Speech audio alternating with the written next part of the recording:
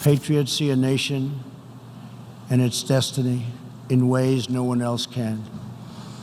A faceless bureaucracy operates in secret and weakens democratic rule. Sovereignty is only secured. Democracy is only sustained. Greatness is only realized by the will and devotion of patriots. The guy sitting next to Turkish President Erdogan is legitimately trying to suppress his laughter. I don't know if you guys caught that, but what was going on with Trump today? I mean, besides the other days, because he's pretty crazy on the other days, but look, he was clearly struggling with the teleprompter. For example, here he clearly meant to say tire and then tries to cover it up. Americans will never fire or tire in our effort to defend and promote freedom. Fire or tire. Geez, really inspiring stuff, buddy. This is how he addresses leaders on the world stage. Half-baked ramblings about socialism when he's just coming off Ambien. Not actually, allegedly. I mean, I don't know. I'm making it up. And if I wanted to hear people rambling off Ambien, I'd go to a bar down on Wall Street at 11 a.m. and see who's just sitting there. And by the way, he did not mention climate change once during his address, which is the greatest threat to all of the nations that is out there.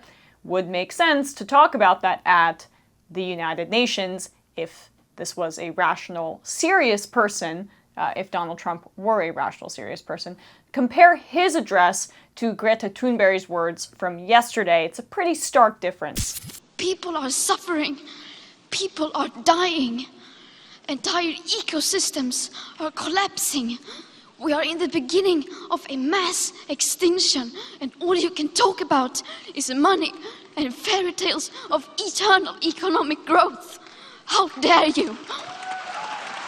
Now that's how you lead. A 16-year-old girl with infinitely more worldly knowledge than the President of the United States. And don't worry, he also used his UN address to continue to antagonize Iran on Netanyahu and Saudi Arabia's behalf, because just being a climate denier wasn't enough. No responsible government should subsidize Iran's bloodlust. Iran's bloodlust. Pretty analogous to perhaps your personal bloodlust, because you vetoed a resolution to end genocide in Yemen to further Saudi Arabia's bloodlust in Yemen. So, like, what kind of game are we playing here? Look, I joke about him being asleep or on Ambien or whatever, because humor is the only thing that's preventing a lot of us from wanting to scream about all of this, and I know many people feel the same way.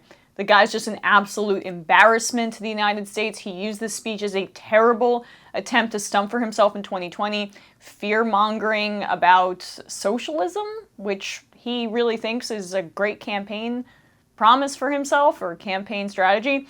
Or maybe he was just trying to help practice reading. He needed some help there.